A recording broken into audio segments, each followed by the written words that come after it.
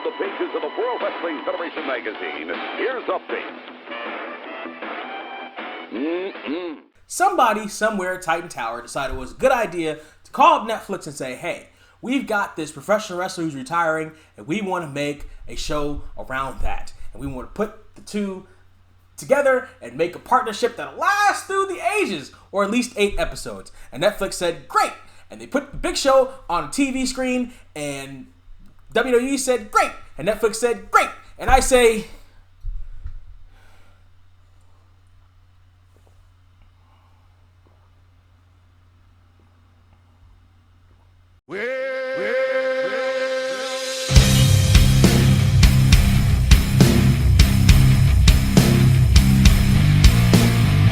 so in the first episode, the Big Show's daughter, Lola, moves in with him and his wife, his current wife, and his 2 younger children, JJ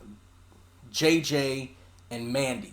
The whole situation is the older daughter from Minnesota, from Big Show's previous marriage, to a mother who, spoiler alert, we never see, at least in the first season, is the whole thing is she is upset because she was promised a room, but then the second daughter doesn't want to move in with the youngest daughter, JJ, who for some reason they decide to make a sociopath in this show. And the whole thing is based around the issues between the daughters in the show. The Big Show show. Where we have a surprisingly limited amount of the Big Show in the pilot for the show called The Big Show Show. Why? Now listen, pilots are universally hard to do. Typically, you're not going to find a very good pilot most of the time. There are very few exceptions to that. But most of the time, a pilot episode is not very good. So it's hard to grade this one on a usual curve. It's easier to grade it on a usual curve for regular TV show, plus add in the pilot stipulation. And it's still not very good. Like, it's still terrible. But hopefully, the show can pick up steam in the next couple of episodes.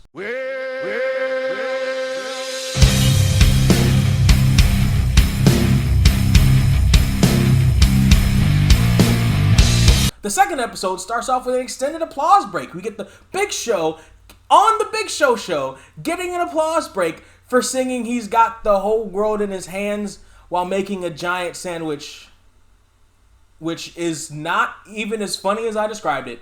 It's not even that giant of a sandwich. It's not even a Dagwood sandwich. It's not even the Dagwood sandwich. It was huge sandwiches. Look up Dagwood, kids. Anyway, it's not even that big. It's just kind of like you put like an extra slice of bread in there or two. Like, it's not even. And I got an extended applause break somehow because they heard the Big Show sing on the Big Show show. All right. Jaleel White makes his first appearance as the guy who runs the gym that the Big Show comes to on a regular basis, who will then eventually, spoiler alert, become the Big Show's, I guess, best friend on the show, or at least his most reliable one, the one we see most often. I wish I could say that this is a more mature Jaleel White than Urkel. I wish I could say that. Somebody told Jaleel White this is just a kid's show, so you don't have to care, which is... I hate that. I hate that that's the philosophy that goes around with kids shows, because it's just stupid. Why do you have to dumb something down just for a kid's show? Like, kids can laugh at what good comedy is. Like, you don't have to make it stupid just because it's a kid's show. Or maybe that's just an excuse for lazy writing, which this episode has. You see, Show is worried about him not having a second act now that he's retired. He wants to join his wife in the real estate game and makes a big mess because he's a big, giant baby. So they're showing a house, and he tears down the banister, and lights crash in, and ceiling and curtains come down and everything, because he's just a big old giant who doesn't know how to handle things. Oh, these hands are brand new. I've never used them before. Oh! Comedy gold, Jerry. Meanwhile, his daughters fight over a room again for the second episode in a row, and they settle it with a professional wrestling contract signing, except nobody goes through a table. I guess they're leaning in at least a little bit on the professional wrestling part of it, but The way Hollywood has always treated professional wrestling has typically always bugged me. Really, the best, most realistic version that you're going to get is from the most depressing thing you're ever going to see as a wrestling fan or wrestler, and that is the wrestler. Everything else has usually made it look like trash, and this show is not much better.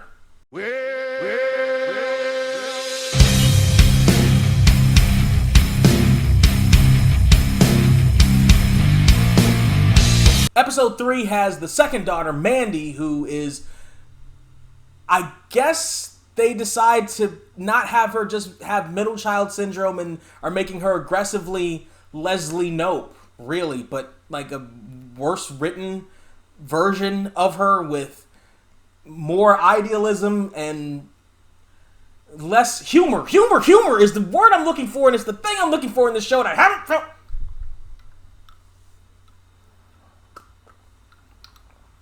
Easy, baby. Easy, baby. Anyway, she's running for lower school president. I've never heard this phrase lower school before. Do they mean elementary school?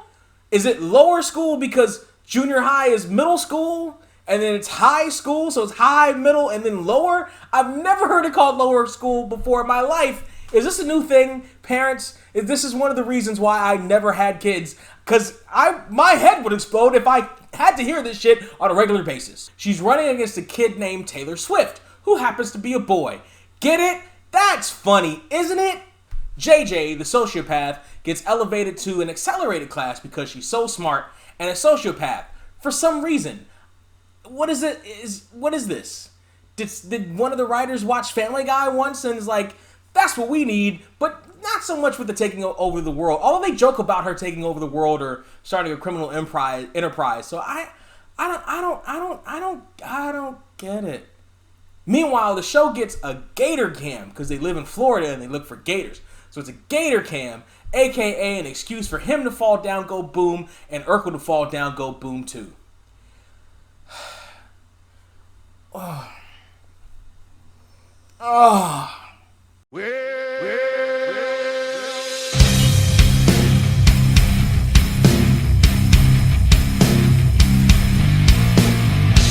Episode 4 has Sho and his older daughter Lola go on a morning TV show and try to cook something, but they're so competitive that they can't cook with each other. Instead, they cook against each other for some reason and end up having a cook-off at the house for some reason. That's a thing. And also his wife and the young sociopath, the youngest one, we'll just call her sociopath right now. The wife's name is Cassie, by the way. The youngest one, sociopath. They learn a lesson about honesty and get fired.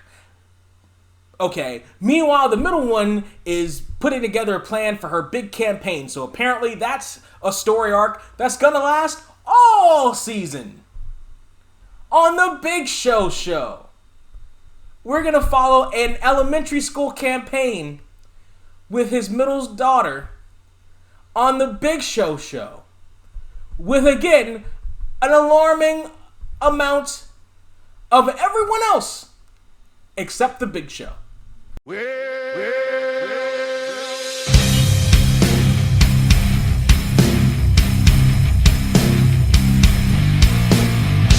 Episode 5 has the Big Show's wife, Cassie, dealing with the effects of her being fired. So at least they're doing what better shows before them do and actually follow with storylines episode by episode. So that's one thing they've kind of got going for them. Also, the Big Show starts a BFF relationship with his older daughter Lola's boyfriend. He really takes a shine to this guy and it disturbs her. This episode is by far better than the other episodes I've watched so far on this show. Bob, I'm probably pronouncing his name wrong, Koer is the director of this one. The pacing of it is a lot better. One of the main problems I've had with the Big Show up to this point is the pacing. It is entirely too fast.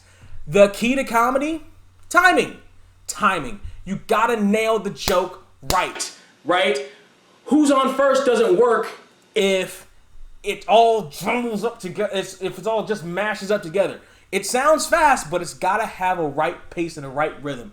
good comedy is kind of like a song or a symphony like that. And this one so far has just jammed everything up against the wall to get as much in as possible in a small amount of time. And that's messed with a whole lot of things. The only person on this show, only real two people on this show that have any experience as far as sitcoms are concerned and any experience being any kind of funny on any kind of grand scale are Jaleel White and the wife on this show. Everyone else is an amateur, really, including the Big Show, on this level at this particular zone of entertainment. So for them to screw with the timing, because again, this is a kid's show and everything's got to be fast to be funny, is not doing this show any justice. This 5th episode, they finally paced the shit out. They put a fucking line in between each paragraph that they're talking about, if you want to put it in literary terms. They put a comma in places, they put a period in places, and people stop more than they have to let things and jokes and lines resonate and be clearer to the audience, which is a good thing. It still sucks, but it seems to be getting better and finding its groove in this episode.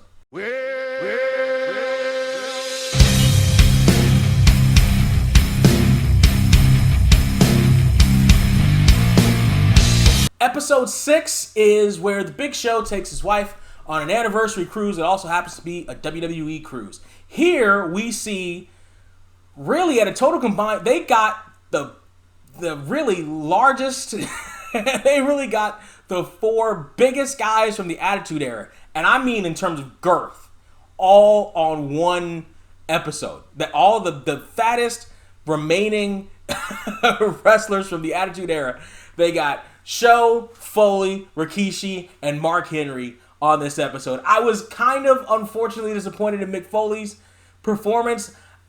I don't know what happened. I don't know what happened. His timing is off. I love me some Foley. Foley is God. But his timing was way off. Mark Henry is the surprise all-star of this one. Mark Henry, of all people. Sexual chocolate. Yes, you got a dick. I'm a father of a hand. Mark Henry. Yes, somebody's going to get the ass whipped. Mark Henry. That Mark Henry. All right.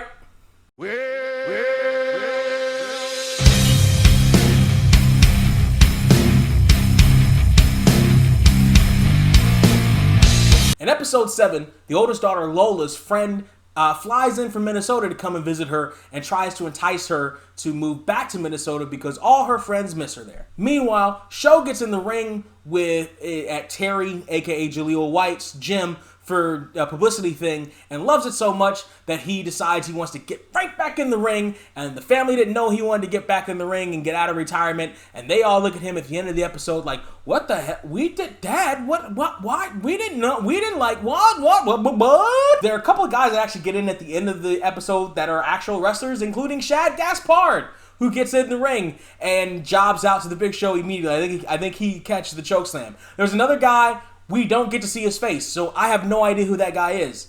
Don't get to see his face. I don't know who he is. He's built like a wrestler. He got in the ring like a wrestler. If he's not a wrestler, he probably should have been. His wife, meanwhile, shoots her own ad for her realty company, which is a thing, and the middle daughter wins her campaign. Again, they're following a storyline through the end of the season, and that's good for them for following at least that baseline.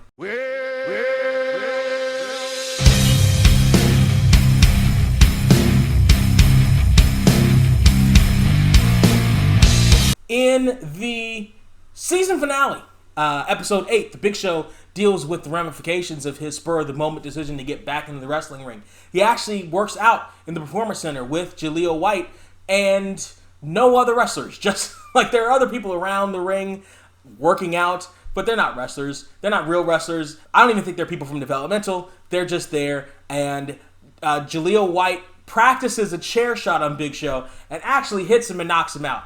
First off, that's not what happens. That's not what happens. That's not what happens with chair shots. It's not how it goes. That's not how it goes down. That's not how it goes down. Especially when you're trying to get back in the wrestling ring. That's not how it goes down. Especially now in WWE. That's not how it goes down. You're not going to practice a chair shot to somebody's head in WWE. That's not how it goes down. Especially somebody like the Big Show. It's not how it goes down. It's not No! Big Show's knocked out. They go through a Christmas Story type deal where they see how everybody else has to deal with Big Show's decision to get back in the ring. And it's all bad because the Big Show misses his daughter, and his daughter goes back off to Minnesota and she doesn't even talk to him all that much. And it's whatever. The whole thing ends with the Big Show deciding not to go back, and they end up having a match in the living room with the little sociopath coming out as the Little Show, complete with her dad's singlet and a ball cap, and everybody falls on top of the Big Show, and it's one big happy family thing at the end of this episode, including the family dog that comes in, and that's it. That's the season finale of the Big Show show. Isn't that cute? So why isn't the series any good? I can't fault the cast much for the issues. Aside from Show, Jaleel White, and the kids who aren't great but are likely just following direction, the cast includes Allison Munn, mostly known for characters like the psychotic Caroline from That 70s Show or Lauren from One Tree Hill. So the adults have done notable and good work before. The writers don't have much experience in TV writing. For that matter, neither does have the creative team. The series is created by Josh Beisel and Jason Berger. Berger's credits include writing an episode of Happy Endings, a Psych web series, and as an assistant on Psych. Josh Beisel, on the other hand, has producing, writing, and editing credits on shows like Psych, which may explain how we got 3 former Psych guest stars on one show, The Mindy Project, Happy Endings, American Dad, Andy Barker P.I., Veronica's Closet, and the ill-fated, ill-advised Scrubs Season 9, which we don't talk about. Directors include Phil Lewis, known to younger fans as Mr. Mosby from The Sweet Life of Zack and Cody. To people my age, he's known as Hooch from Scrubs. Hooch is crazy. But I first remember him as George from a Married with Children backdoor pilot known as Enemies. He's also racked up a long list of director credits, but it's mostly for kids shows, teen shows, and otherwise mediocre sitcoms. The best episode pacing-wise was episode 5, and that was directed by Bob Koer, who has a long resume, including a lot of recent mediocre to bad TV, but he started on good shows like Nikki, Drew Carey Show, Wanda at Large, and The George Lopez Show. Ironically enough, there's no McMahon name in the credits. None. So there seems to be a mixed bag in terms of creative pedigree running the show.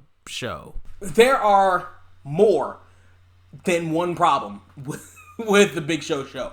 The biggest problem with the Big Show show is the designation for it being a quote-unquote kids show, especially in today's climate. We have seen over and over and over and over and over and over and over and over and over and over and over and over and over and over and over again how the designation of it being just a kids show means that you can get away with doing the bare minimum of anything in terms of entertainment. How you don't have to. They do actually follow a cohesive story, at least in the general arc, what with the election and the Big Show deciding, to unretire and then retire again, and an episode later, right? They at least follow that. But in terms of the jokes, in terms of the timing, in terms of the kind of material that everybody has to work with, it's all left on this plateau of it's just a kids show. Who cares?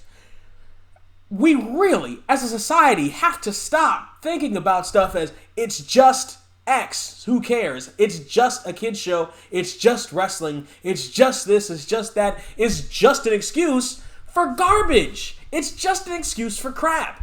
And this is crap. This is not very good. It could have, in theory, possibly been very good. And I guess there might be a way it can be good, I guess, if it settles down with the timing, settles down with the pacing. You can use some wrestling stuff in there. In fact, it would be helpful. But if it's more based on it being a family show than a kid's show, then you can better utilize the Big Show. Yes, I'm saying show a lot, and it's irritating me. But you can utilize the Big Show with his marketability. Like, they have his name on the front of the show, and yet the show is not about him. The show's about his daughters. This is a prime example of a show that I guess on theory and on paper is supposed to be designed for one character or one actor or a vehicle for one person, but then gets hijacked by everybody else in the course of development. This is not the Big Show show. This is everybody else on the show. And by the way, speaking of show, why the hell does his wife call him show? His wife's not calling him show. His wife in real life is not calling him show. Are you kidding me? What? You think The Rock's wife calls him Rock? No, she calls him Dwayne or Babe or Honey. You think Michelle McCool's calling Undertaker Taker? Taker, take the trash out. No, she's calling him Mark. Because that's his name. And we know his name is Paul. It's in the credits. And they even say Paul White somewhere in the show somewhere. We know his name. Why is she calling him show? She's never going to call him show. Stop that. That's irritating. Stop that. If this show is to be saved or made better, at least made to not be, it's not a complete dumpster fire, because it's not the worst show I've ever seen. It's not necessarily even the worst Netflix show or Netflix sitcom I've ever seen. The worst Netflix sitcom I think I've ever seen was that stupid show with one of the Maury twins in it. That show was awful. But this is not much better. There's a distinction between kids show, family show, and other shows. And we've had I've had this discussion before with other people. Take, for example, Boy Meets World versus Girl Meets World. Boy Meets World was originally a family show. That's why it was on ABC. It was a show where the whole family can come together and watch it. It could appeal to multiple people in the family, from the kids to the teenagers to even the parents in the room. They're like, this is kind of funny, this is kind of cool. And by the end of the show, it kind of geared more towards teens in its premise or in its target, but it was still more of a family show. Like, parents could still get together and, kind of talk to their kids about, like, divorce or, like, death or something like that. Like, these were big topics that were kind of geared towards a teen audience, but it was more of a family show. But Girl Meets World was a kid's show because it came along in an era where everything is so marginalized and niched down to specific audience, and it's like, well, we're going to put this on Disney Channel, so it has to be a kiddie show, which is why Corey looked like a complete goofball and why that show is dead to me and why we don't talk about that show in this house. No, we don't. That's the problem with the Big Show show. It's niched down to Netflix kids. If you turn on Netflix, and it'll ask you, like on my smart TV, and it'll ask me, do you want to watch Netflix or Netflix Kids? Sometimes you'll see an image of the Big Show holding up his daughter from the show in it. And it's like, but why is that a kid's show? Why should that be a kid's show? Like, why though? It doesn't have to be. It could just be a family show and appeal to more people and get more eyeballs on it.